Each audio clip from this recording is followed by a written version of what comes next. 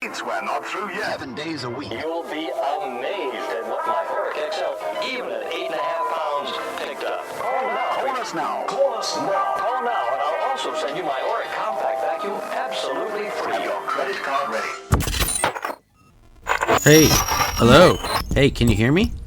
Hey, can you hear me? Hello? Hey.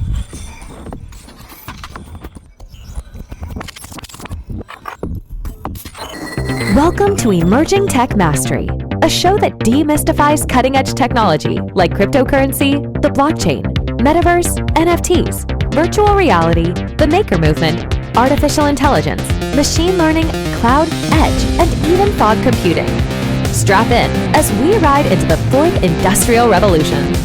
Emerging Tech Mastery provides actionable knowledge, regardless of skill level, from experts in the trenches. We piece together this intel in easy-to-consume media formats, processes, and procedures. See you in the future.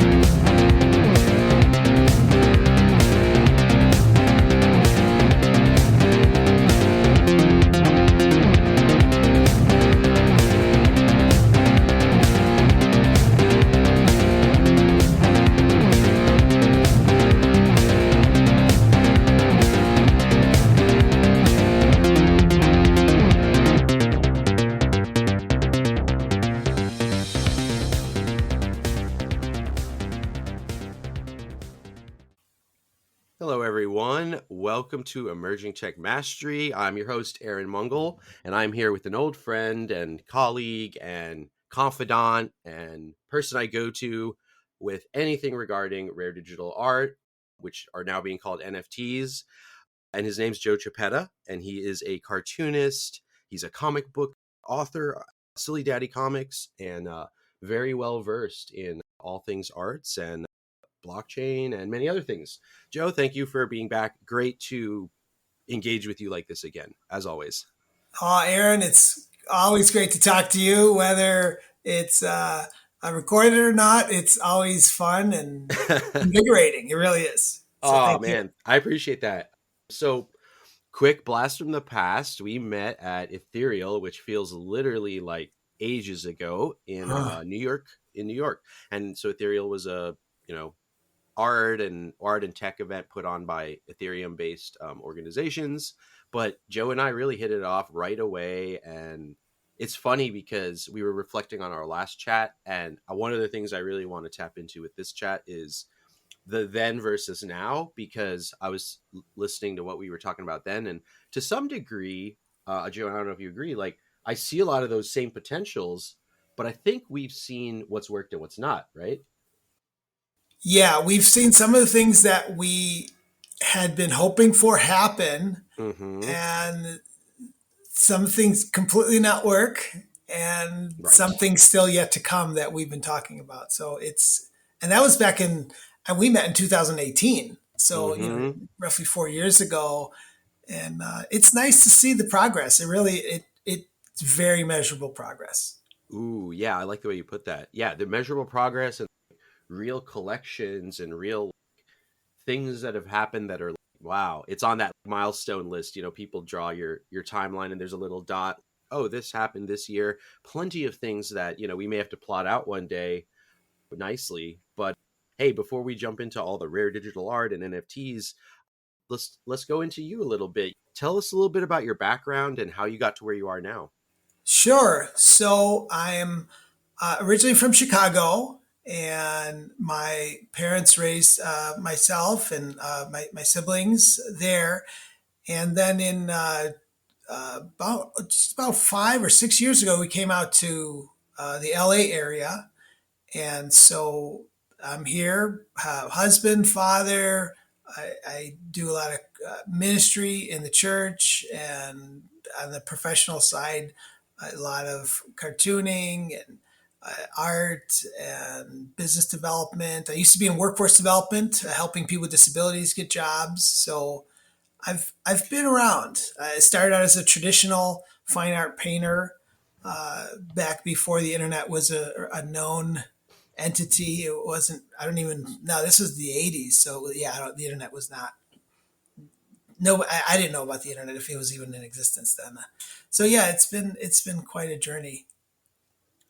Yeah, and one thing I remember is that the way art was done was very different, right? Even the way it was distributed. So, what was your first experience with collecting and even some of these early forms of published art? And maybe I'll just jog like zines and things of that nature that you've mentioned before. Yeah, so I came up as a kind of a dual focused artist. I was doing comics and just straight up fine art painting. Kind of I was a cross between, and I still am when I do fine art, and I still do both. It's ironic that decades have gone by and I'm still doing comics and fine art. But I came up and I could not break into the gallery showing scene. You'd paint your physical paintings on canvas, and then you pitch them to, you take slides on it with the camera and Hmm. label the slides, and then mail them in the mail Wow. to various galleries, Chicago, New York, maybe some in LA, and wait for somebody to say yes. And I did have one or two showings here and there, but I never connected with a gallery owner that was like, yes, you're going to become one of my stable artists, and we're going to stable as in horses stable, where you're with that person and they kind of shepherd you along. So in the meantime, I was doing comics and zines, and this was mostly just for fun and community. And that got great traction around the world, really. And I started getting critical acclaim for the comics I was doing, Silly Daddy comics. And in fact, later this year, will be the 30th anniversary of Silly Daddy comics. Wow. So Congratulations. yeah, so I would go to we would organize conventions. I would go to some and meet people, and everybody was making zines, and you would put them in catalogs, and it was all mail order or in person, and it was a great way to communicate. It was to so many people, through the advent of copy machines and things like that in the 80s. It was to us a very vibrant and exciting way to make art and bypass the traditional gatekeepers in publishing, gallery owners, that kind of thing. So, okay, so maybe my art's not in color because I can't afford to do a color interior, but I'm going to do this cranking black and white drawing, make it on a copy machine real nice, and it's going to be in my zine. And I'm going to print 200 copies. And if maybe that'll be it, or maybe I'll print another run. And so, yeah, a lot of those things, they're out there. They're out there in the world. If you find your Silly Daddy comics, the Wow. people out there still collecting them. And zines meaning like was that magazines or like sort of a mini like because it's not full page many pages or was it multiple pages? Yeah, so my zines range. I think I had some that were more than 30 pages. Some were 24. Everything's divisible by four because you're stapling a piece of paper in half and folding it in half. So that's where the four Right. sides come: Hmm. front, back, left, right. And so, yeah, the term zine is just a shortened version of magazine, and the Right. implication is it's more of a homegrown, less polished, less corporate stamp of approval. It's just, instead of throwing all my paint and expressing it on a canvas, I'm expressing it on pages. And that was zine. So there's poetry, writing, comics, illustration, rants, you name it. It was all, and there's still a zine community today. And I actually have made another zine recently, but on the blockchain, and released Silly Daddy Zine #1 last year, of Hmm. all things. So, yeah, in the past, I would when I issued my comics, even though they're in the zine format, for the first, I think, 5 or 6 issues, I would call them Silly Daddy comics. So I never actually made a Silly Daddy zine until last year. But I made other Wow. zines. I made a zine called Tough Horse, Chameleon. These are like super rare things. I don't know that you're gonna be able to find them. And This is boy, this was very probably mid '80s, and yeah, Oh some of that wow. stuff is uh, Man, that's so cool. pretty And raw. you know what strikes me too is like, wow, talk about like the same problems still being there. Like you're talking about middlemen, and I'm sitting here thinking, wow, it's as if it's still then, except now there's way more tech, and maybe even the fact we have so much more stuff now is more confusing because the zine just sounds so cool and fun, and there was that social side. Like I remember you mentioning having to go in person to pick them up, and I think that we talked about the Funkos documentary last time, and I'm thinking, yeah, like look at the people that go to those conventions, and like I mean now it's gotten a little a lot of people commercialized, but I still think it had that sort of mania vibe. And then what you were just saying is like a little bit of everything, right? The zine kind of just like a snapshot of what would be going on then. I actually now I'm sort of thinking, man, I kind of want to see if anyone has archived any, because I bet it'd be really fun to look at like those blurbs you're talking about, because I think about stuff now and it's like everything's kind of spread out on social media and blogs and websites and videos, and you know what I mean? Now Yeah. NFTs are, I think, another way to refocus that. I don't know what to call it, almost like little cultural commentaries. I don't know how you would look at it, but it just feels so different, right? Like the vibe of it. You know what I mean? Even like you said, kind of not so polished. Like I think about the rare Pepe meme. It's like, yeah, someone maybe did that in Microsoft Paint or something. And that's part of the whole point. It's, there's this whole sort of art feel with our culture today, So it would be fun. I mean, again, I'm a little bit of a like subculture, lore, nerd. So I think it's super cool, that history. And then I think it's being sort of relaunched now with these new platforms. And you just yourself said last year you launched your zine, so I'll have to check that out. Uh, Yeah, there's so much in what you said. We could talk for uh, there's just so much. It's such a rich history and culture in zines. It and its influence is huge, and I see a lot of that influence in also in the NFT space today in rare digital art. In fact, some of the stuff that like basically I think some historian's going to come around and make this theory, and I don't think he'd be very wrong. And the theory is that some of these former zinesters, like myself, Zinesters. they got tired of dealing with staplers and copy machines and misprints and all that and postage. Oh man, And yeah. now some of those things are incredibly cool.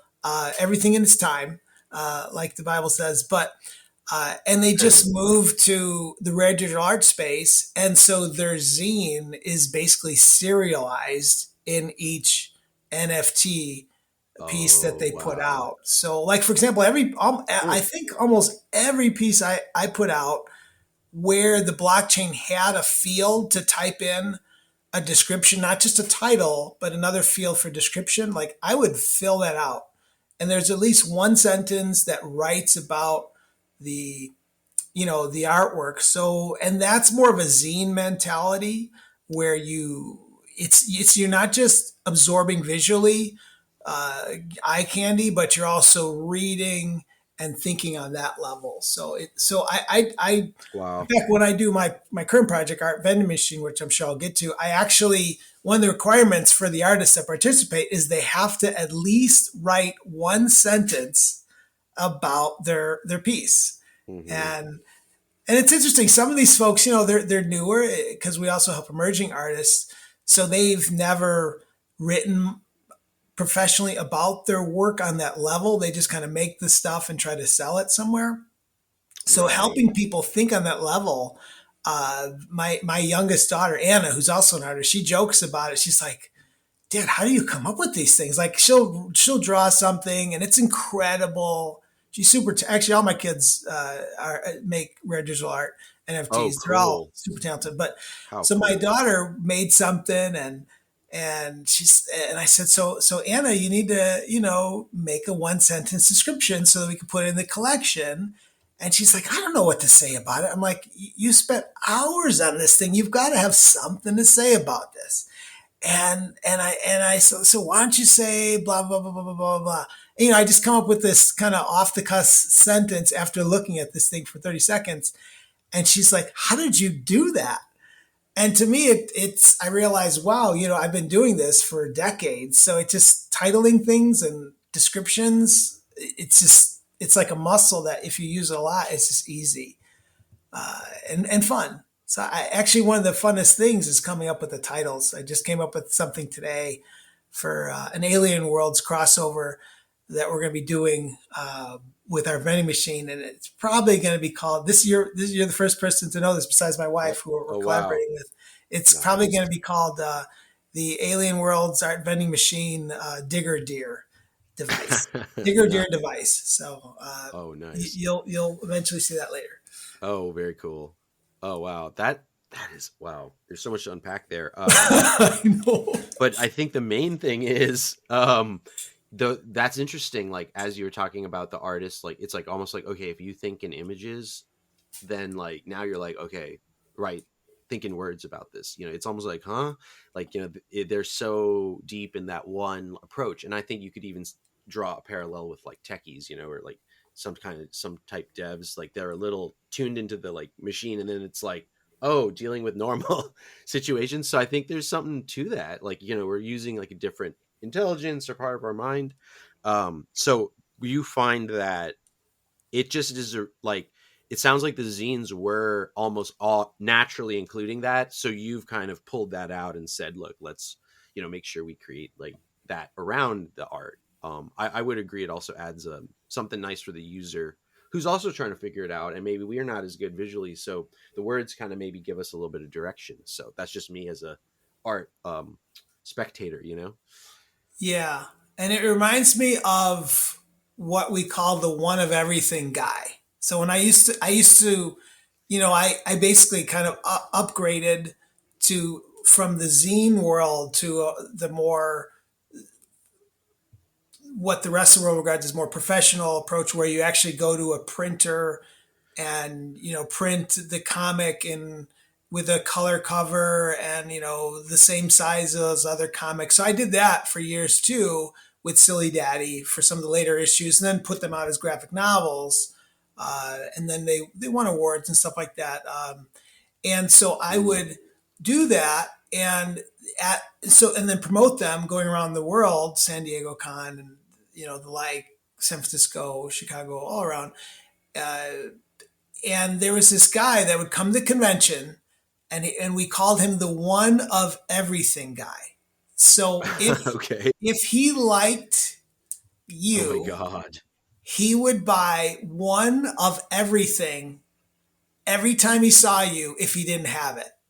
So and so we just called it. He was an incredible guy. He had a ponytail, kind of looked like like an old cowboy that loved to read comics and zines. And he would walk around in his black boots. I think he had a black vest, kind of blonde ponytail, sandy brown, older fella, super polite, and carry around. I think this was before, like, they were a lot fancier with luggage, and it was more diverse luggage. And so he made his own kind of tall comic box with wheels, and he would bring that to convention so that none of his comics or zines that he would buy would get damaged. And he would have you sign. He would buy from you, and you would sign it, and he'd put it in his special box, and he would wheel it around.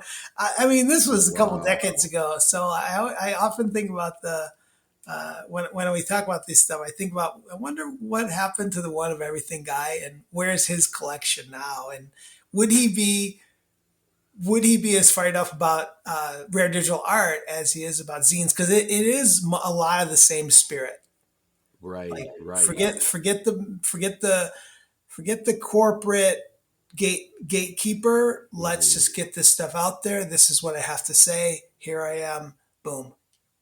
Little to no barrier to entry because you're printing your own stuff, right? And I again, like you said about the same spirit of it, what's standing out to me is like rare digital art is this new publishing medium to some degree, just like when you were like, oh, great, we can have copiers, we can, I mean, I'm sure, you're discovering whatever initial version of the web, maybe when that came to bear. So it's like you've kind of seen the whole evolution, right? And as you Oh point out, boy. there's stuff infused in each era, and we're kind of unearthing it, even just talking about it. Yeah, that's pretty awesome. Yeah, and actually just today I was talking with a TV producer, Mhm. and she does contract work for some of the networks, big networks, one of the biggest, and I had, as an aside, mentioned something about NFTs and rare digital Mm. art, and that's what I do. We were talking about a life skills program that my wife and I uh, teach a couple Saturdays, one Saturday every 2 months, to help people with health, finance, money management, and time management, and career. So we help people through that through the City of Angels International Christian Church, and we were talking about this. And when she said she was a TV producer, I said, "Oh, you know what? I'm in the arts too. I do, rare digital art, NFTs." And she knew what I was talking about because she Oh had wow. just been to an event to cover for her network a few months prior, and had just got introduced to the concept. So, but she admitted, she's like, you know what, I've been introduced to this, but I still don't fully understand it. But I know it's there, and I understand some of it. And so I think, to me, that's like, if I'm not sensitive, that's like, come on, this has been around for over 5 6 years. Like, people need to know this. The information is out there. If I'm insensitive, but actually, what helps me stay in a humble position is remembering the guys who try to get me my first Silly Daddy website. And the conversation went something like this. His name is Glenn, and they had this company at the time called Red Web. And he's like, Joe, Silly Daddy needs a website so that people can see your artwork uh, all the time. And so I said, Wow. well, Yeah. well, well, what happens? So wait, so you're telling me I send you artwork and then you put it on my web page, okay? But then what happens when, like, nobody's looking at the web page? Does the art go away? And Right. I couldn't wrap my head around that something's is on all the time. I was thinking Word document. It's open or it's closed, and if it's closed, nobody can see it. Like, that's how I was thinking. I couldn't Wow. think on this level. So Oh my god. so that experience helps me remember that this is, pretty groundbreaking if if you're coming, if you know the fullness of it. But it's also so ahead of its time that there's still people that have to catch up. Oh my gosh. This is so funny because it reminds me of my dad always talking about before email came out, he had a the technology colleague at their office, and he said, yeah, you're gonna write a message and send it. And my dad said, send it where? So it's like you're saying, it's like that's super funny about Microsoft Word. Yeah, you were assuming it was like a closed system that when it's off, like it's off for everyone. Yeah, it's like we didn't think about stuff's on all the time, which is kind of terrifying, probably in a way, and probably why early people were like, oh my gosh, money online? No way. That's Yeah. scary and dangerous. And now it's literally like a staple. We're ordering, everything under the sun, through our credit cards to us, and, sometimes delivered. It's, yeah, no, you're right. It's interesting that you couldn't see that. And then it happens, that's what it is. Right. Um, Yeah, well, I mean, I was talking to another friend who's, roughly the same age as me. We're both in our 50s. mhm. And we were talking about, how the world has changed since we were kids. And we're like, think about it, before we were born, there was the Industrial Revolution, which was a big turning point.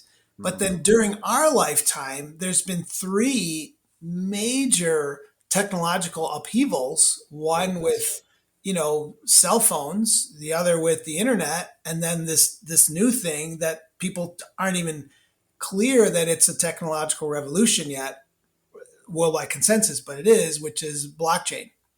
I mean, that Right. 3 in our lifetime. Most people just don't experience any, if not maybe one.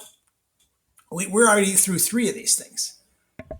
Right. And like they say about things speeding up, right? Like it's like I guess the singularity or and it's like I see things speeding up, like even like adopting the internet versus now adopting blockchain, part of me wonders if it's not going to be like 1 to 1, it might be like, half as fast or, things speeding up. And that's another factor that further compounds, I think, the evolution, right? Oh yeah, yeah. I mean, it wouldn't surprise me if there's something else that there will be 4 in my lifetime, or Yeah, who knows exactly. how many more. Man, well, I'm glad we dawdled a bit on zines and all what we just talked about because that's like really cool and really awesome food for thought. And I'm definitely going to dig up some old zines. Like I've signed up for some, and this is something for your tip for you, anyone listening. Libraries have the most insane access to all kinds of stuff, and like I told you, I'm getting a little excited about cultural stuff. There's such a cool archives, so I'm kind of wondering maybe I'll poke around see if I can find some old zines or something. But it's cool. Like stuff's out there, and we have to learn how to go through it, and that's something we'll tap into here because I'm sure people would want to know about how to get involved. But before we dive in a little more, first off, I think you've made a really good point to say rare digital art over NFTs, and maybe we should make a little stink about it since we've teed up this conversation, because I think your point was like, and I'll let you get into it, but it's like rare digital art makes sense, right? And NFTs. But before we go on that rant, what is rare digital art, and why should this be an accepted term over NFTs?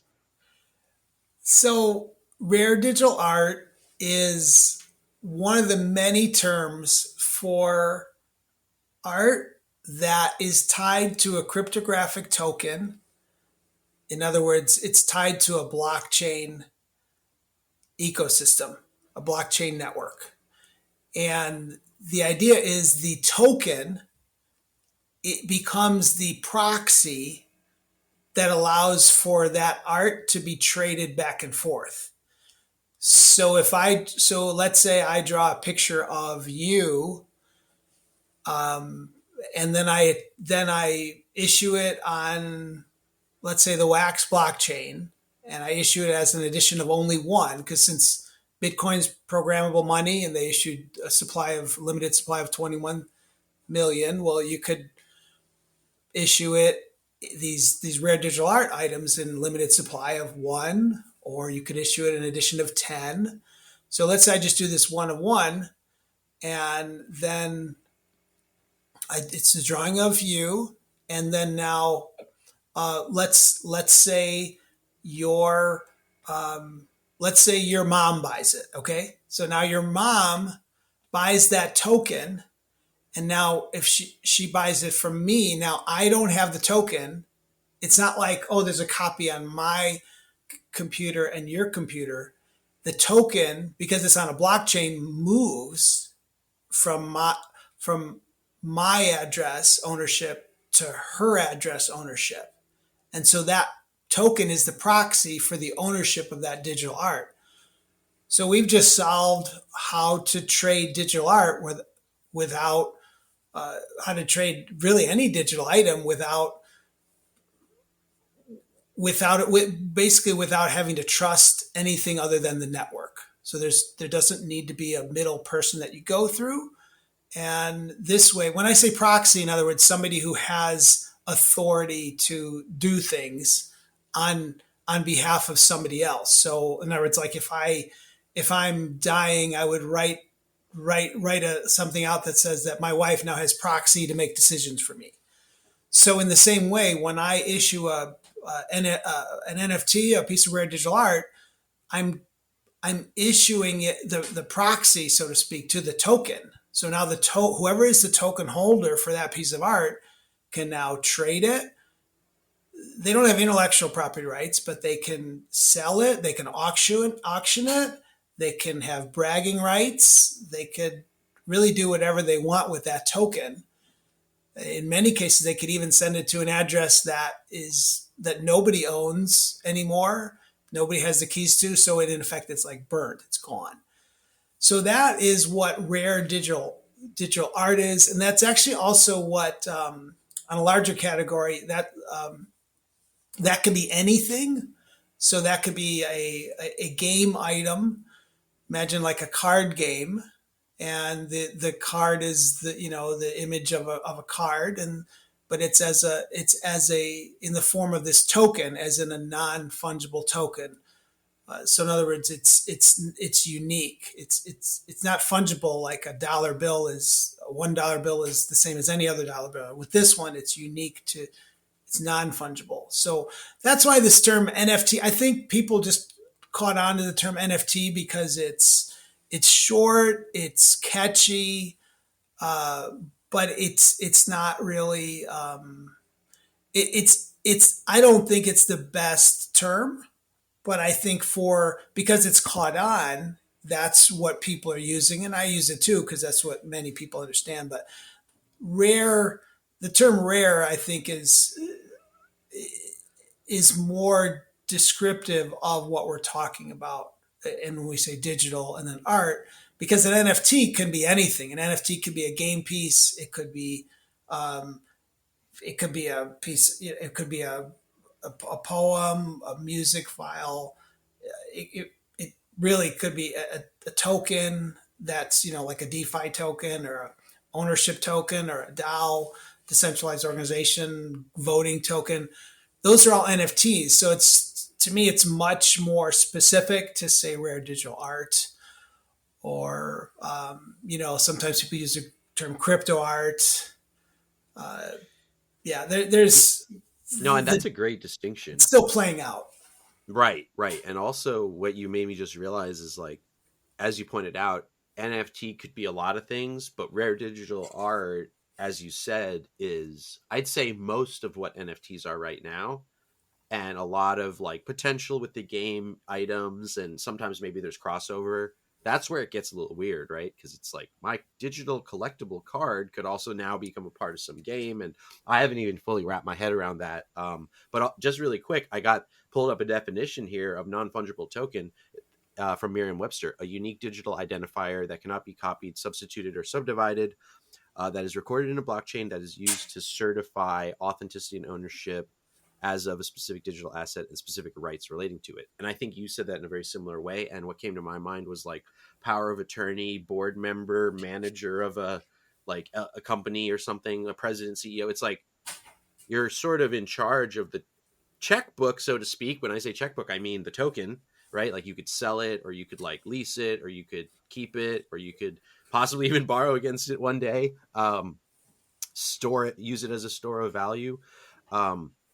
So yeah, like you said, I think the acronym of NFT has caught on. But NFT is kind of like a technical term. And I think, like you said about being specific, it just helps, right, to know what you're getting into. And, this is my issue with Metaverse too, is that it's just so vague and broad. And I think that's the issue with NFT. And like you just said, I'm glad you kind of said it could be this, it could be that. Like, honestly, I kind of want to play with even like audio or like a PDF, like, because I'm, kind of a content guy, and I just think that'd be so cool if there was a way to do that. So I think you bring up a great point that any file, within reason, could be an NFT. And I think what you're saying is you're specifically creating rare digital art. But like you said, it's playing out. There's going to be many things that are going to fall under that. So yeah, it's a funny, I guess it's funny how the term evolves, and like I think it will get more specific because, well, what kind of NFT are we talking? Digital collectibles, like you said, in-game items, or I would love to see some kind of audio that could be also an NFT. But yeah, it's very interesting. Let's dive into digital art platforms. You've been on so many, if not almost all of them to date. What are some that come to mind that you dabbled in? The first one that I ever used was counterparty, which is riding on top of Bitcoin. So, and that's where some of the earliest rare digital art pieces were created and digital collectibles were created.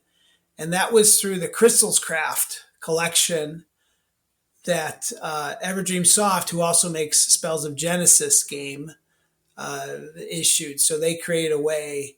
I'm not a technical person for the most part, so they created a way for any artist to use their platform to submit, go through the process to, and it was a convoluted process. Like you had to have Bitcoin to pay the transaction fee. You had to have a counterparty token to name your digital item and register it on the blockchain.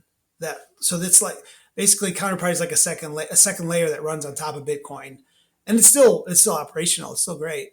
And then because it was Spells of Genesis, and they have their own token called Bit Crystals. You also needed Bit Crystals to pay them. It was a very cheap amount. Just for like the staff time to have them to take your image, put it into this template, and actually connect it to the counterparty token that I own. So they did that. And so I probably issued about 20 or 21 pieces, and they turned out to be, and this was like fresh. So like, this is like, I've been writing and drawing crypto art, but not on the blockchain for years prior. So I had this like stockpile arsenal of killer comics about blockchain that I hadn't shown many people. And so I just fired them away, rapid fire, a couple every month. And so so counterparty, you can't beat that. That was, and some of those things sell today for big, in the many thousands of dollars. They still go for. So that's nice. And then shortly after that, I got on the Ethereum blockchain through Maker's Place, and I went on to become like an ambassador for Maker's Place, and I still am. And so it did very well there with Maker's Place, selling art in the Ethereum blockchain. What's nice about Maker's Place is they have, it's a built-in feature. And what I really like there is you could have it where the person who buys your rare digital art, everybody sees the art, but you can have a downloadable file that only the token holder sees. So that's how I issued the Silly Daddy Zine #1. So everybody sees the cover, but if you actually want to read it, you're going to have to buy the token to read it and get the digital download that way. So so I think I only issued 10 copies, and I actually only put out the first edition of it, and there's still 9 editions that I haven't released yet. So that's Ethereum, and I'm also on Super Rare. Was one of the early ones on Super Rare, and done pretty well there too.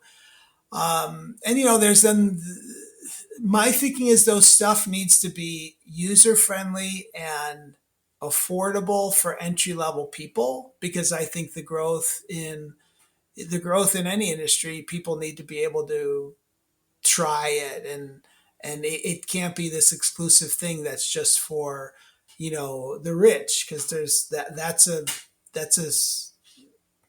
I want my art to be accessible to everybody. So I don't want to talk long about this, but Ethereum's user fee to the transaction fee, which is called gas, it's been a long time where it's been way too high to actually be able to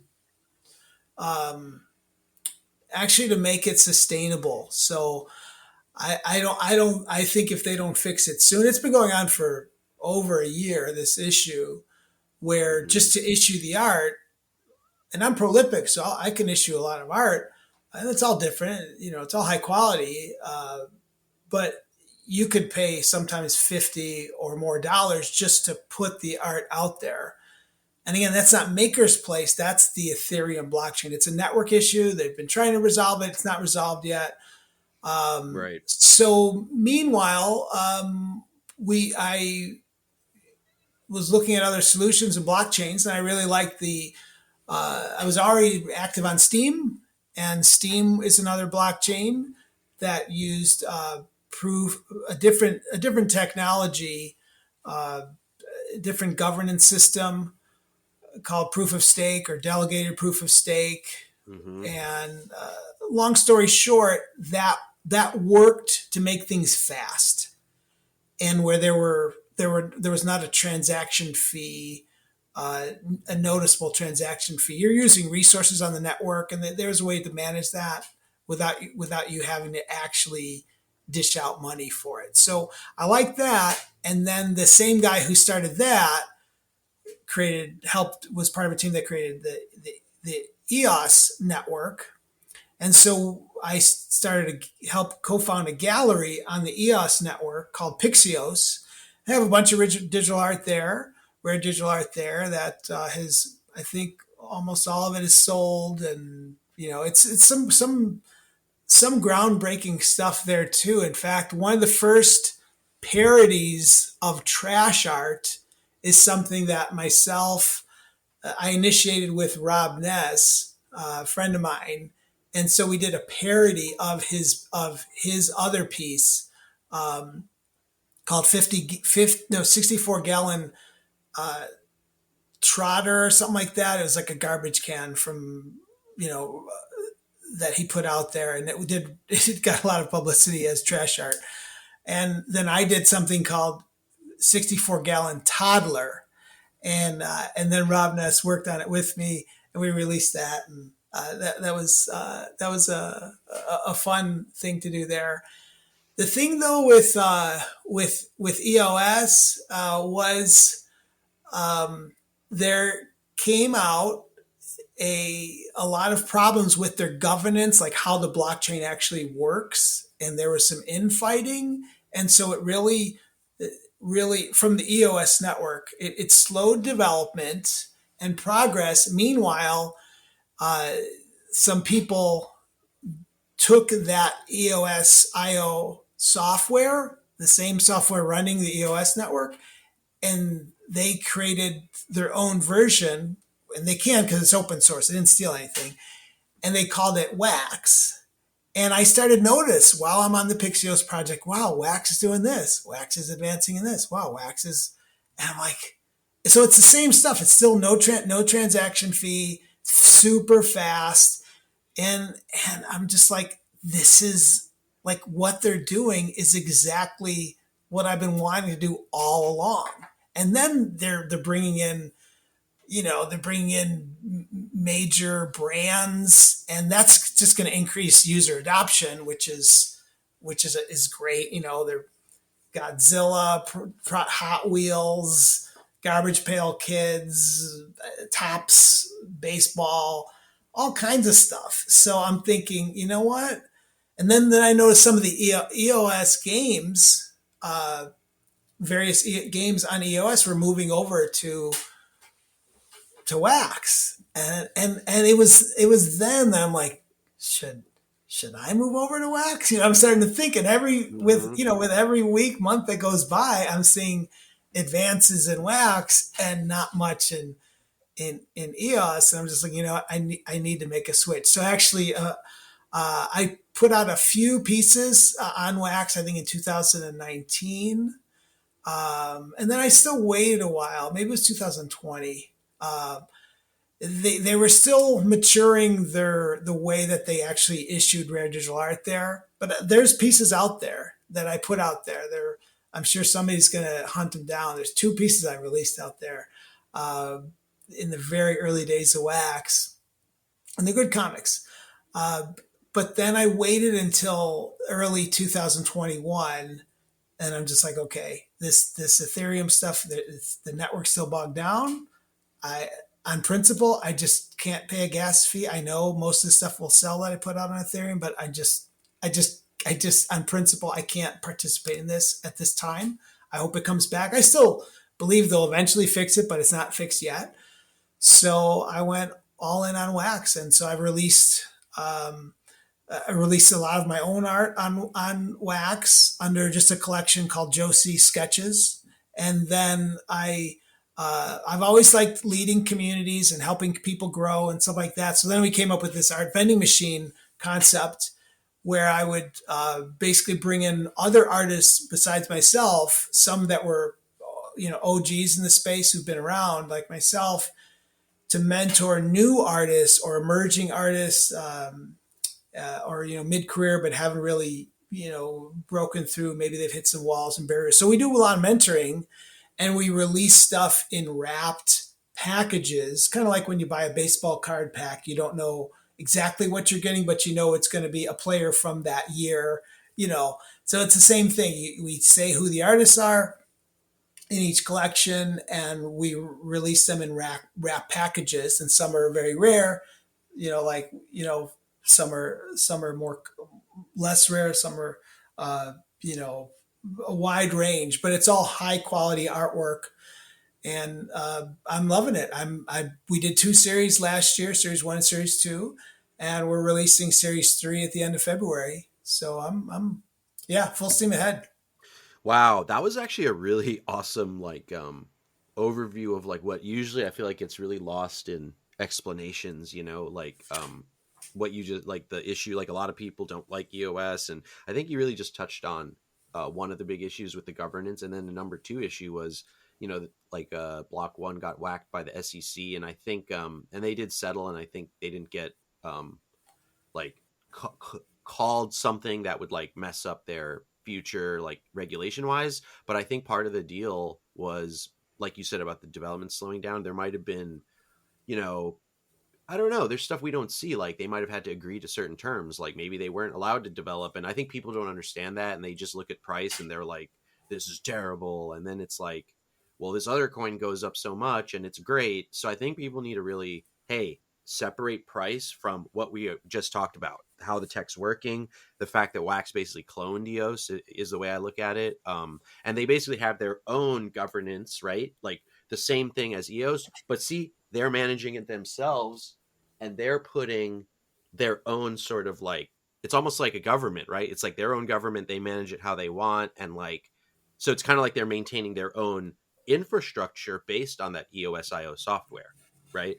And you're really happy with the platform and what they're doing. And I've been very impressed myself. So it's pretty cool. Yeah.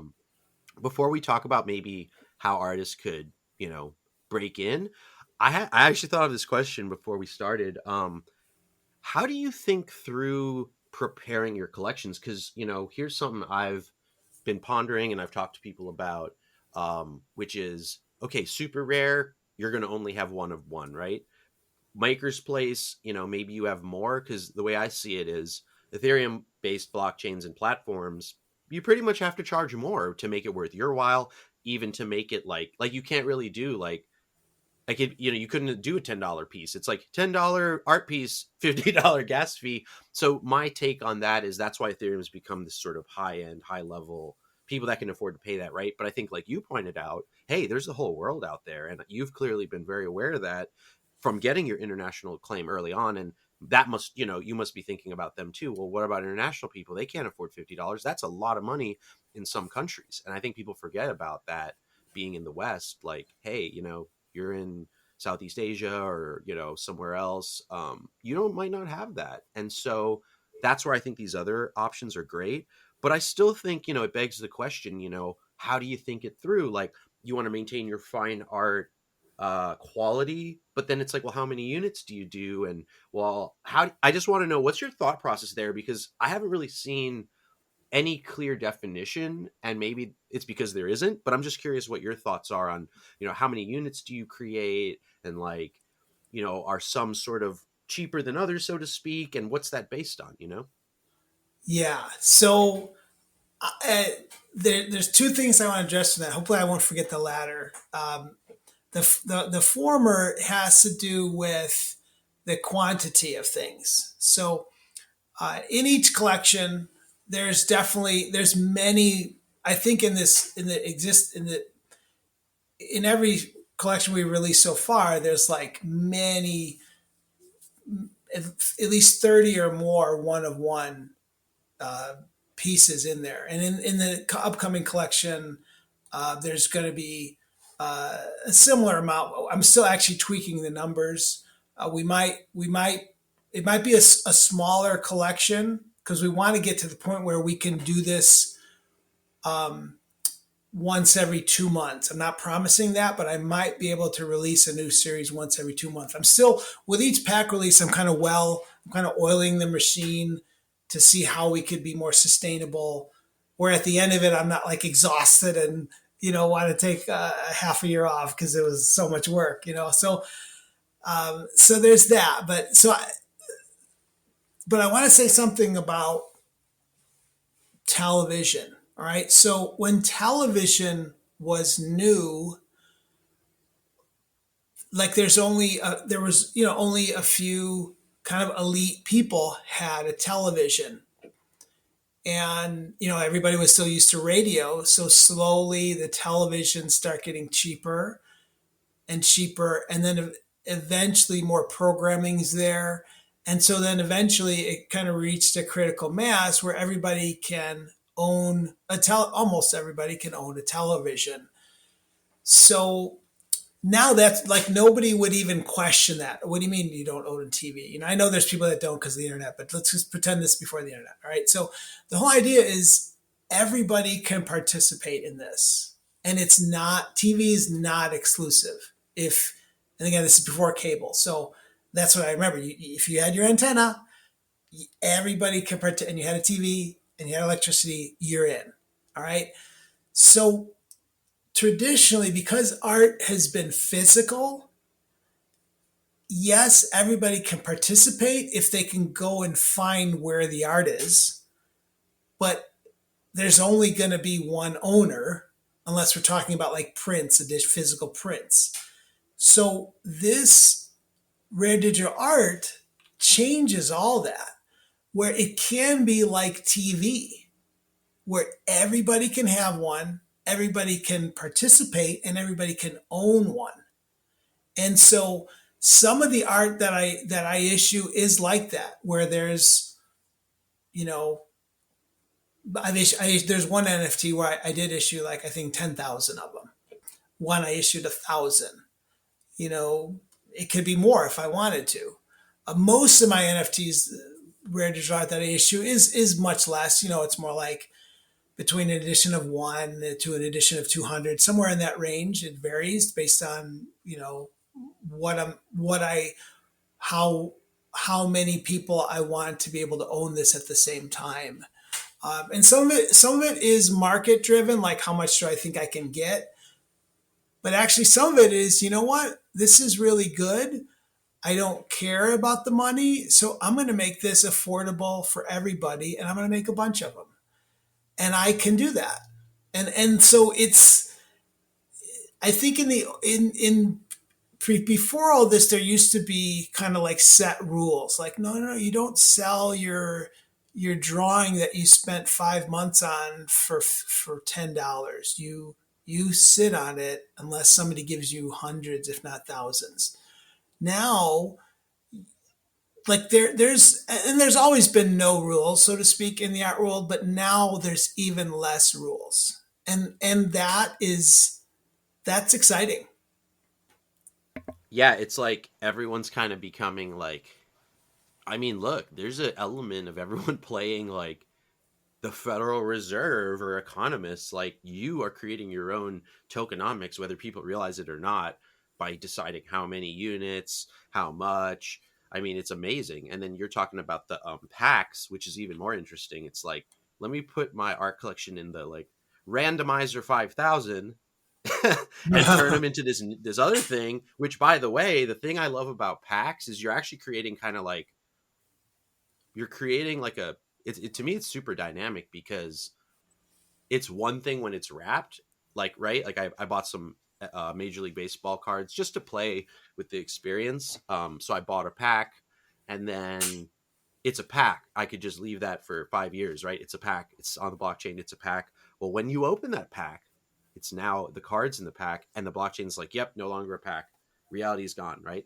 That digital reality is now all the cards that were in the pack, and it's all reflected on the blockchain, right? So I think people need to really, I would highly recommend someone, pick a brand you like. give that a shot. Play with the opening the cards experience. It is fun, and it's so interesting to hear your perspective on how that's put together. Because it's cool. It's like, yeah, that's what cards were all about, right? And there's probably some game theory, hardcore game theory, about all these collections. And I used to dabble with Magic the Gathering, and it's like, you all want that one card, and my deck was always too big. People would laugh at me. I wasn't very good at all that stuff. But it was still fun. Yeah, they were like, dude, your deck is so thick, because people would have these pretty like tight and lean decks, like, so you're kind of getting to what you need quick, I guess. But yeah, I didn't know what I was doing. It's all right. I was just having fun. But tell us a little bit about, you've clearly, like, I know you don't like to say you're an expert, but somewhat of an expert on getting on platforms and using them. What are some pointers about how to get on, like what's sort of your process with these platforms? I mean, I think you're a consummate tinkerer, so that probably helps. But yeah, for people that are like trying to get in here, and maybe you could pull from your experience with helping some people, like you've mentioned, what would you recommend? I would recommend to do a lot of research. Before you do research about the marketplace, do research about the blockchain. How is it built? Who controls it? How many active users are there? What's it governed by? Who is there, like one entity that has all the tokens? Is there a fixed supply? Is it a limited supply? Is there any drama or weirdness around it where they might get sued? Like, will this blockchain last? Like, what? Picture 5 years later, are people still going to really care about that blockchain? And that was a lot easier to do in 2018, because there weren't as many. Now there's so many more. You can't even keep track of them. So that's the first step. And, and how practically do you do that? Well, you can start at CoinMarketCap and just looking at some of the metrics, and you drill down, you look at what are they doing?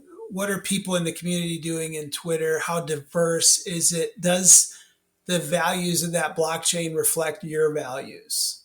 I think that's important to do. Will this blockchain have any potential legal troubles, or have they already been through those hurdles?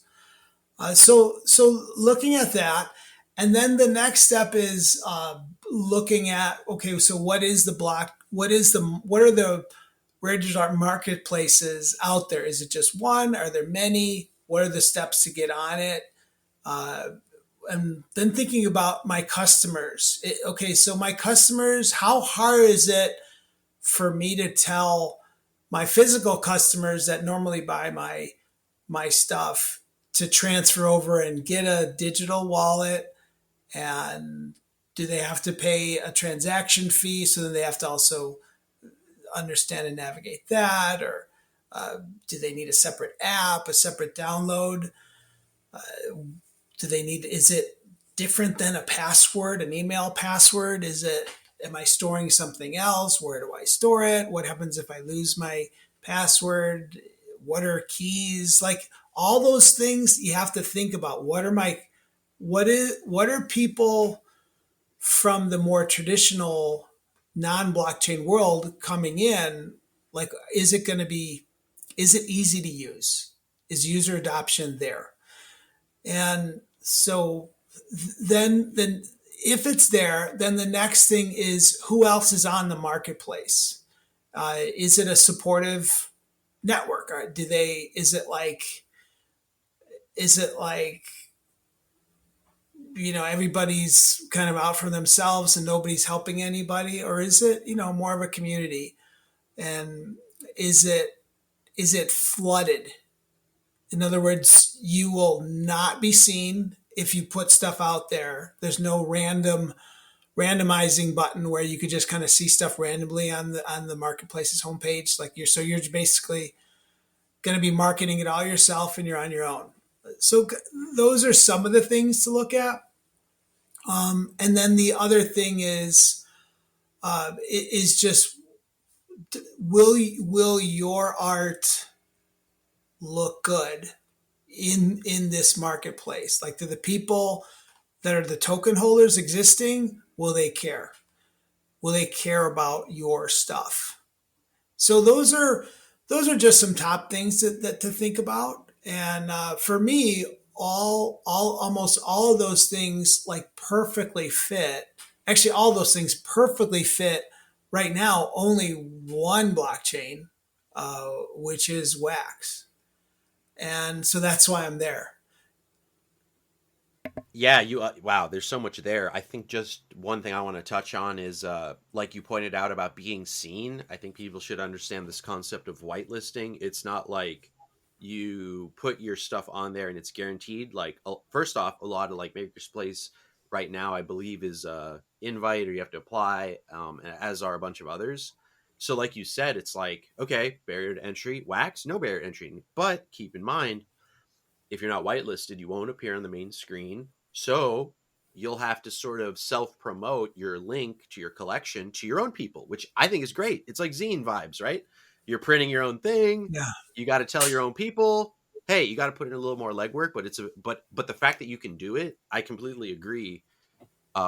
We don't have that same opportunity with a lot of others, not including, forget about the price, just the accessibility, right? So I think that's a big deal. For Yeah. adoption.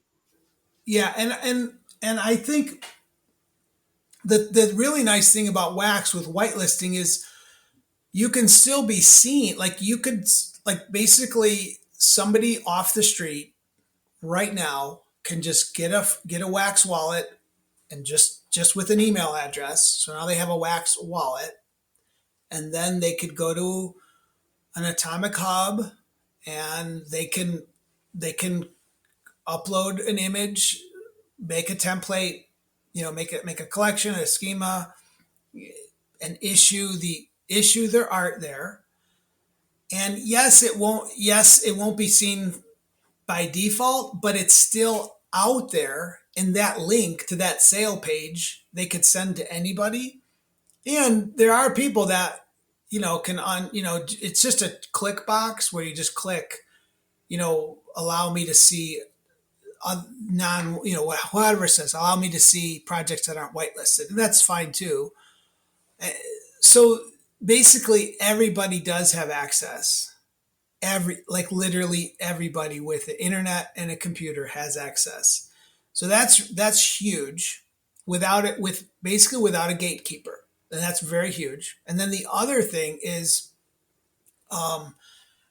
everybody who's using it is like, it's a massive network. I think the Wax corporate just announced that there's, I think 11. They just passed. I think it's 11 million users, and so these are not like, most of this is like real users who had to go and get this because they wanted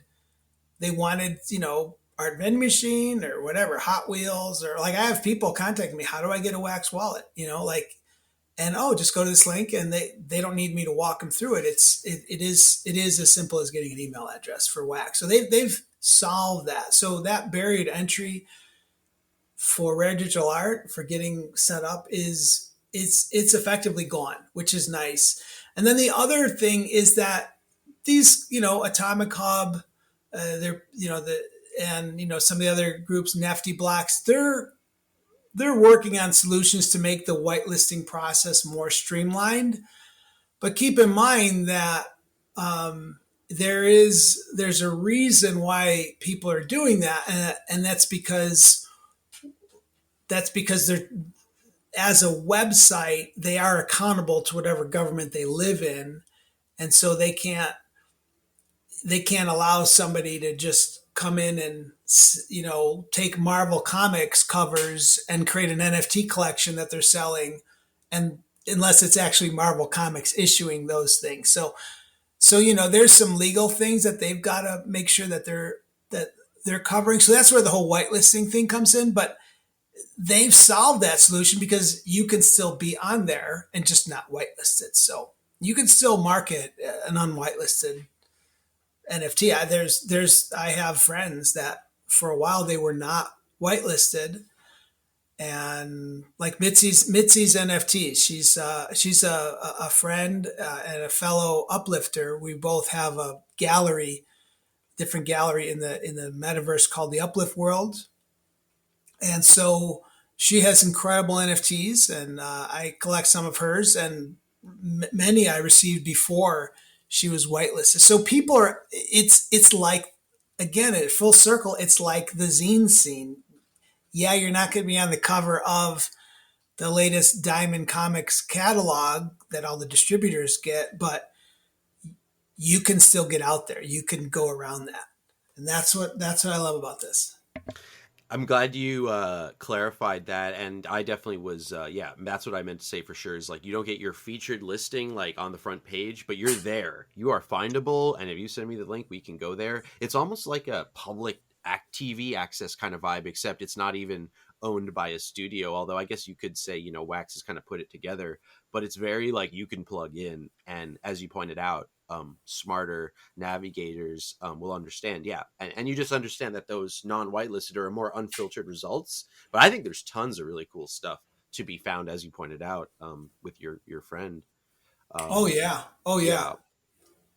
So you did touch on Metaverse, and we should definitely go there, I think, in a sec. But yeah, like remember in the beginning we said, some things like are better than we expected, or some things, we didn't come through. So maybe like, touch a little bit on just some noteworthy developments since you first got in. And I know you've touched on a few, but yeah, anything that maybe you haven't touched on yet that you've noticed since you first got into digital art, rare digital art.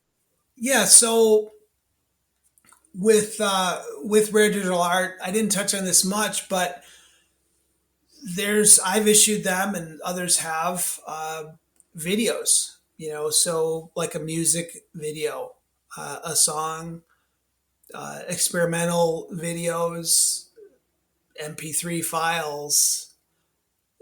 So or just straight up, this is my latest song. This is my latest album. Now it's an NFT on this site. So that's increasing more and more.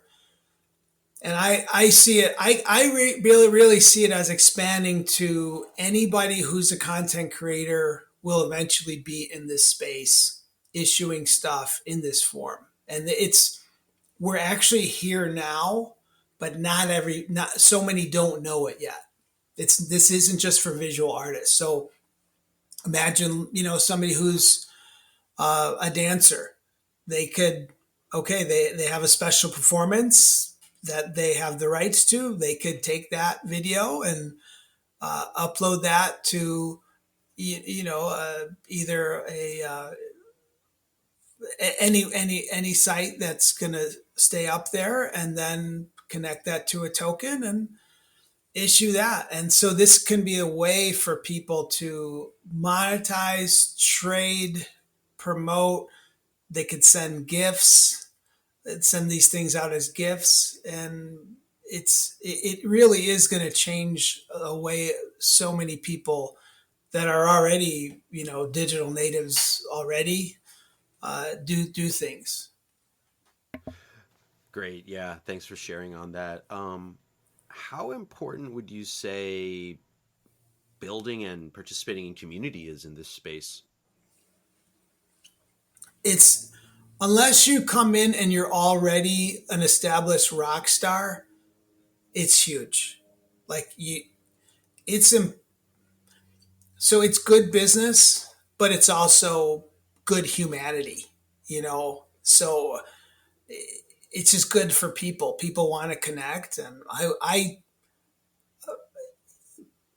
basically, before all this, I would sit in my studio or sit outside and draw, and then I would draw again. And but now you're drawing it, you're putting it on Twitter, you're promoting it in various chats, you're interacting with some of your collectors, you're collaborating with people. I collaborate with people on various drawings and things like that. In fact, some of my best work ever, I think it's some of my best work ever, is something that I did on a collaboration with somebody that's just an emerging artist who's going to be in Art Vending Machine 3. Her name is Melita Rios.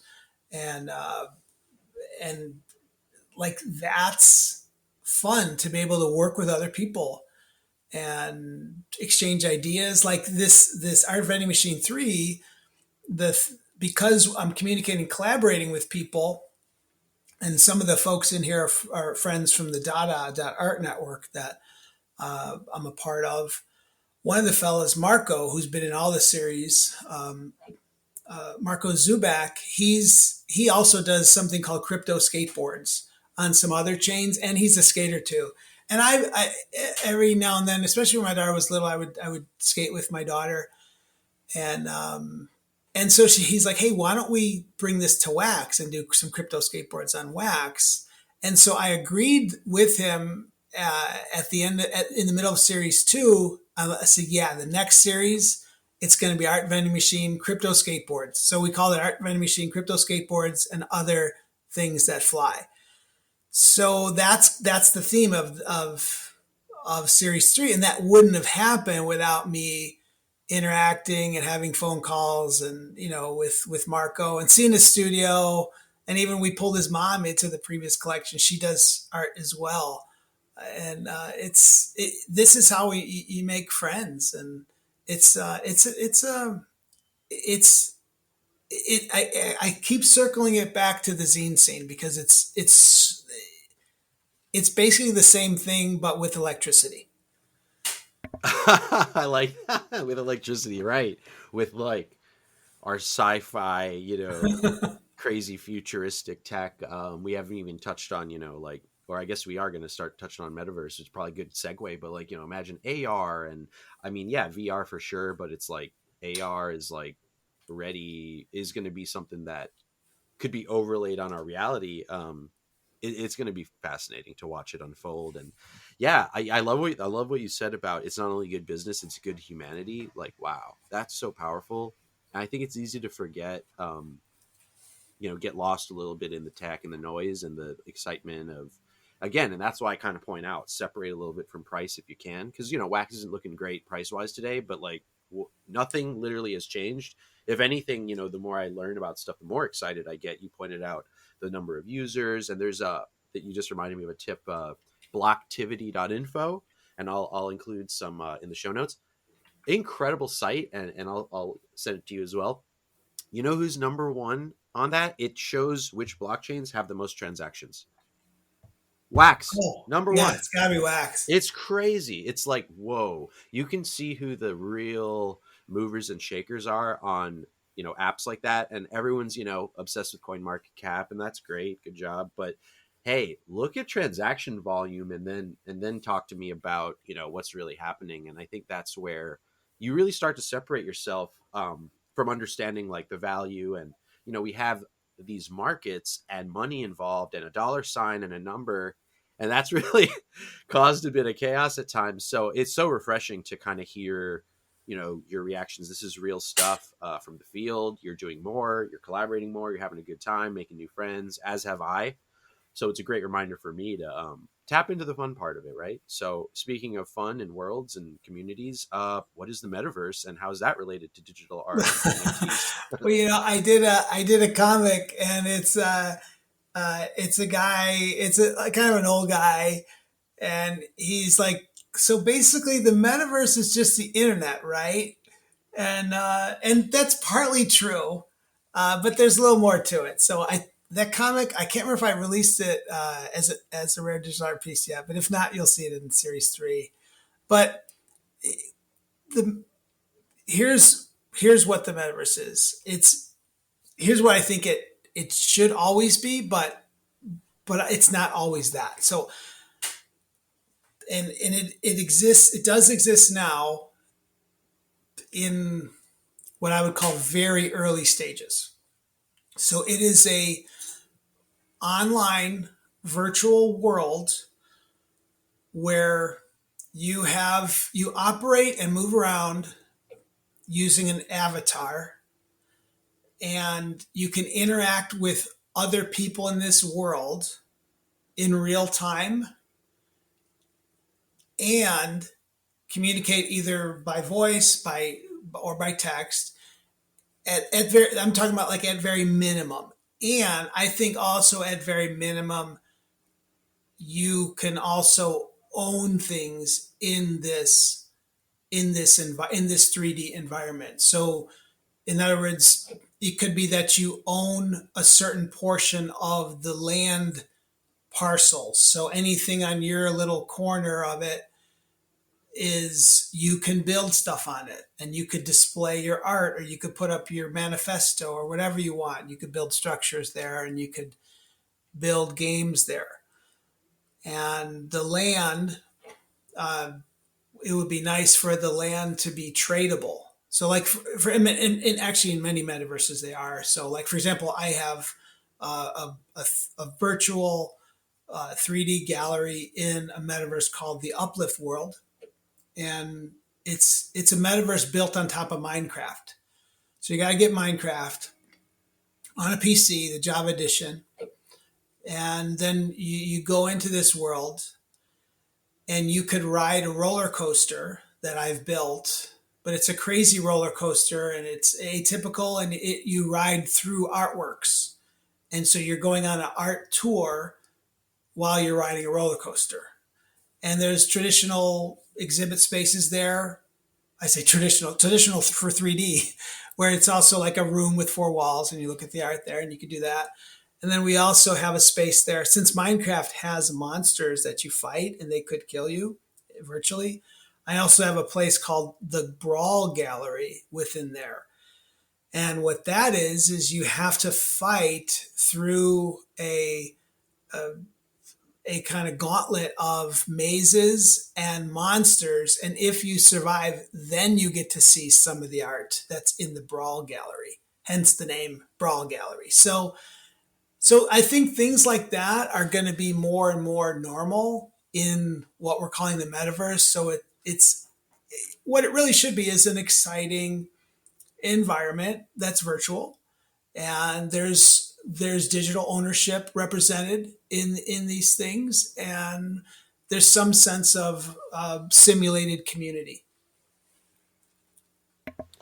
Wow, I love that. I like the avatar description. It's like, literally operating in a digital world, much like you might be thinking, oh, like, if you've played a role-playing game or a MMORPG, EverQuest and like those type of games. That EverQuest is kind of old school there, but I'm not as up to date on the new ones. But Minecraft, Roblox, even to some degree, in fact, a lot of those companies are, backfilling NFTs and blockchain. They were already sort of worlds. So it's super fascinating. Also, one other thing, I don't know if you've tried this, Joe, is Mozilla Hubs, which is really fun. It's like a little VR world, but you can get on it through your phone or a browser. So let's say we were having this chat, like you would see my avatar, and like when I'm talking like now, like my like mouth is moving, and then when you start talking, your mouth is moving. It's super interesting. And I've done a couple meetings in it, and it seems weird. Like if you haven't tried like VR, like from the outside, it's like people putting on this weird headset. What is that? But I would say, forget the headset, just go in the world and have a meeting, even if it's on your phone, like, which is pretty much how I did it, just because, that's usually what I do is, go on a conference call on my phone. But then I was in the Metaverse, hubs, and it was so interesting. It was actually a lot more compelling than I expected. And the fact that I could just jump on it on my phone, I was kind of like, okay, yeah, I'm a little bit less like cynical about adoption. Cause I just see the VR headset and I'm like, that seems like a little big expectation that people are going to like procure all this equipment and stuff. But the fact that it's getting better and easier and quicker, like, some of the other problems we've discussed will probably get smoothed out. I think same with Metaverse, right? And it sounds like the current screen is essentially, was it like a browser, or are you opening like a separate app, like a Steam, or no, it's all through the web right now? So for the Uplift world, you have to be internet connected, and you actually already have to purchase the game Minecraft, and then you connect to a server That's the Uplift World server. So that's how you do it for the Uplift World. For some of these other existing metaverses like CryptoVoxels or Decentraland, you're just on a web browser and you click on a link, and that takes you to a certain room, a certain location, coordinates within the various metaverses, and then you can just walk around. You don't need special goggles or anything like that to do any of this stuff. Now there are some metaverses though that are building that in where it's for some it may seem more real and virtual if you do use this stuff, but that's not all built in yet to some of these places. So that's still all getting hashed out. And basically the bottom line is everybody wants to build their own metaverse. So it's going to be super flooded, competitive. There's going to be false starts. And it's, if you're just a bystander, it's going to be, it could be kind of exciting. If you're invested in something that fails, it's probably painful. If you buy land in a place that is a centralized place and then they go under, you're out of luck. Yeah, exactly. No, that's so very wise to share. And that's why I think, tinkering, playing, experimenting is a great way to start. It's kind of how I got my start, and it's not so serious, and as you'll notice, like the more you get into it, it can kind of get a little crazy, you get involved in projects and they go a different direction. But as you said, like maybe just kind of watching the show, it's pretty great.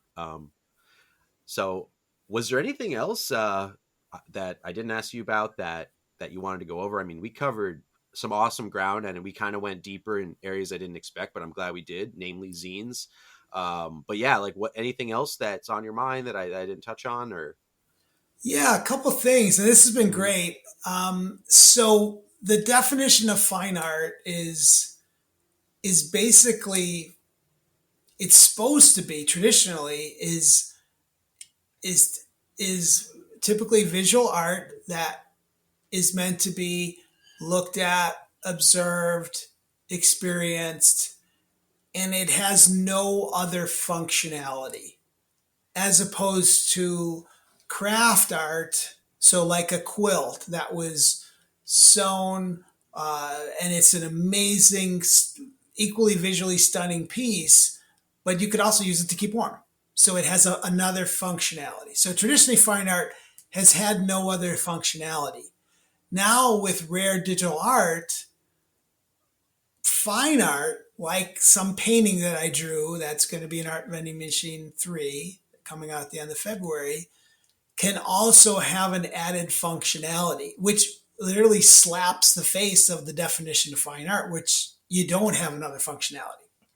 So it creates interesting paradigms. I'll give you some examples of the use cases. So right now, if you go to the Art Vending Machine, which is artvendingmachine.com, and you just scroll down and you see one of the things you could do with Art Vending Machine pieces is some of them you could blend, and what that through Nifty blocks on wax. And what that means is if you get a certain piece of rare digital art from one of my collections, and you blend it with this other NFT that's been issued through me or however I program it, those two NFTs then will get destroyed, and it will generate a new NFT, and you'll be able to see, okay, do I want to do this? Here's the result if I combine these two to get a new one. And so it has the functionality to be able to create new pieces. So you can actually not create, but acquire new pieces. So basically the art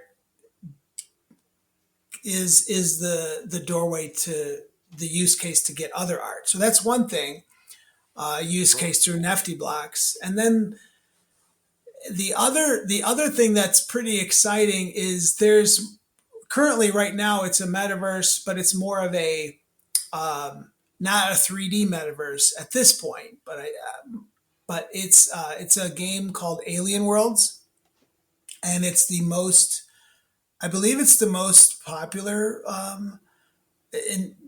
I'm sure by many categories, the most popular blockchain game not just on Wax, but probably in the world. I think they have over 1 million users, and it's not a 3D environment.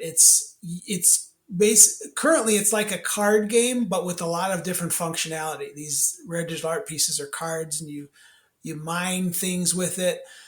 So we've done this twice already. We're going to be doing it again soon with our vending machine Series 3 stuff, where I'm going to create actually working on it this morning, a special piece where you go, where it's going to be in a specific place. So you would go to a certain planet in the Alien Worlds game that is specified in the description of this thing that we're doing for our vending machine. You go to this certain planet and a certain piece of land, and you mine there. So what that practically means is you're clicking a button that says mine, and you need tools to do that, and virtual item tools. And so you're mining there, and then we'll have a frequency of like the first person to do this every hour or the first person every day will be able to get this piece of rare digital art. That's the only way to get it is through this process. So that's another functionality that will be added to Alien Worlds, and some other projects are doing this as well. Then you can take that and that piece of rare digital art NFT, go over to NFT blocks. Now you own that if you've gotten it, and then combine that with another piece from our vending machine Series 3, blend them, and get an even more advanced piece of work. So maybe the black and white drawing is what you get from your Alien Worlds, our vending machine mining experience. You got the black and white version, then you blend it on NFT blocks to get the color version. So is it an art? Is it a game? Yes, it's both. So it's just blending the boundaries of all this stuff, and we're only just getting warmed up. That's so interesting and innovative, because it's like, and that's another thing maybe worth touching on is like, Gary Vee was talking about how if you bought one of his NFTs, he would have his VCon and you get access to it. So it's like membership to a club. It's like access to an event. It's like you're in a game. It's like, someone could say an investment even, because some people are approaching it like that. And it's just like everything it could be probably is, depending on what it does and how you define it. And it's just crazy to think about because it's so dynamic. And then even aren't people doing stuff where the NFTs themselves kind of evolve?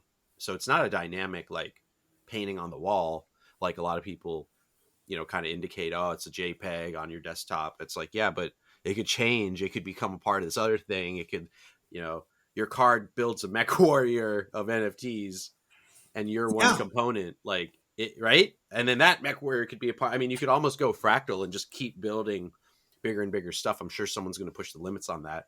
You know what I mean? Like, yeah.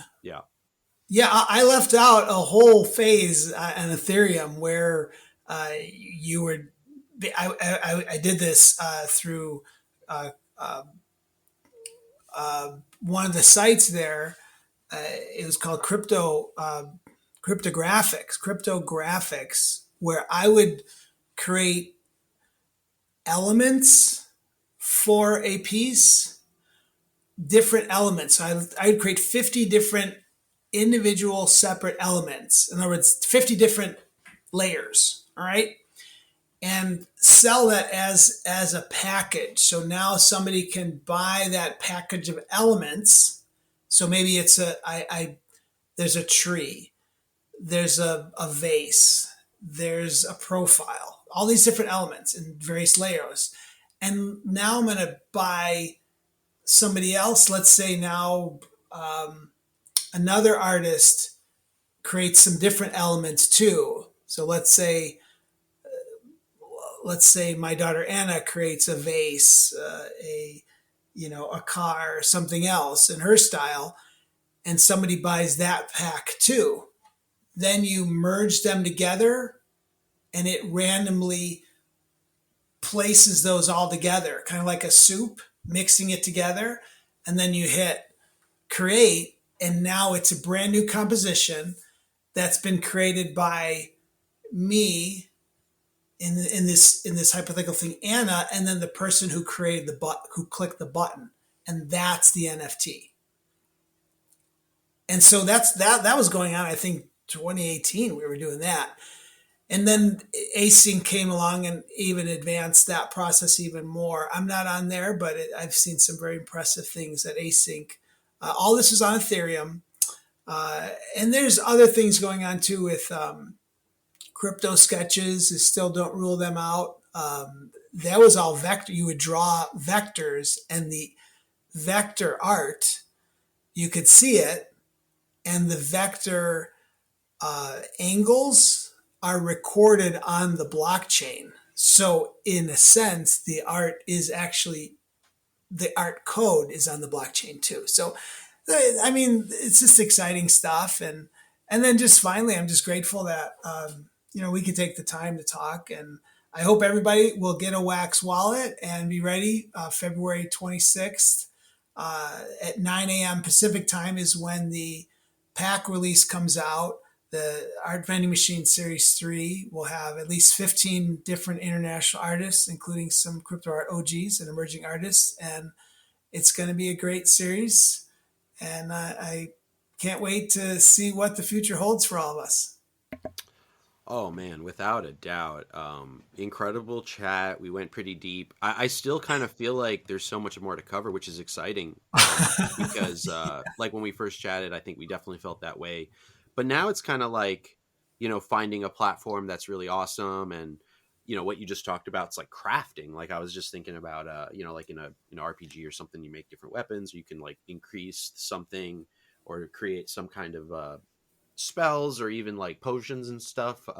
That seems like a common like thing in games, that you bring components together. And what you just described was sounded even more advanced, because you're now not in a game, we're out in, it's this strange in between world, because you're not necessarily even in the world. Like even operating through Wax, it's sort of like you're creating these things that then become these other things. And I think when we start seeing our NFTs in the game that we're now in, and that world, and you're interacting with it, which is what I think you were talking about with Uplift, that's when you really start to see the connection between NFT and Metaverse, because I think it is a little fuzzy for people. They're still trying to figure out what each term means.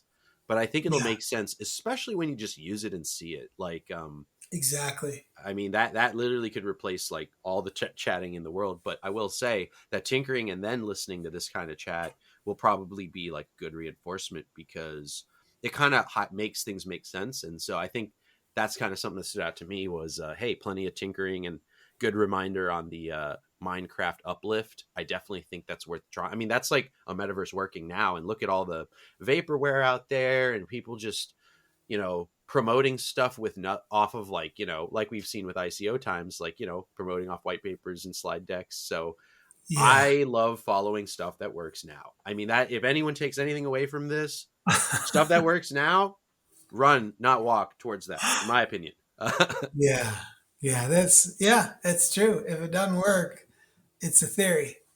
Yeah. And, you got to kind of wonder, what's going on there, like market forces, like selling, like marketing. And it's a little confusing, because it's like, what is really valuable, right? So, well, Joe, such a pleasure. We're going to definitely keep collaborating. And the fact that the launch is in a month from when we're recording, it's given me some really good motivation to make sure, we can give people a chance to, get it out before then, so people can have a chance to, to jump in, because it is a lot of fun. And, Wax, I have been following their drops, Street Fighter cards. Caught my eye, just because it's like one of those like, nostalgic childhood things. So yeah, I'm stoked. I've always been an enjoyer of your stuff. So I encourage other people to check it out. And I'm stoked you're bringing in other collaborators, because then it's like, great, more people to learn about. And it's kind of a great way to, that is kind of that community building, sort of concrete action together.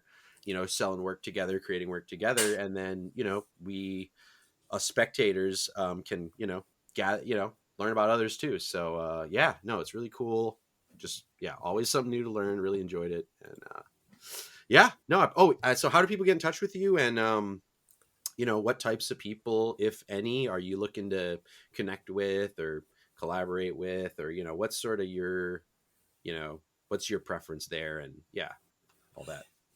So the project site is artvendingmachine.com, and you could spell it out without the artvendingmachine.com, or just you take out all the vowels except for the first one, like art vending machine. So they both go there. The project is the latter, but both typing either one gets you to the homepage for this.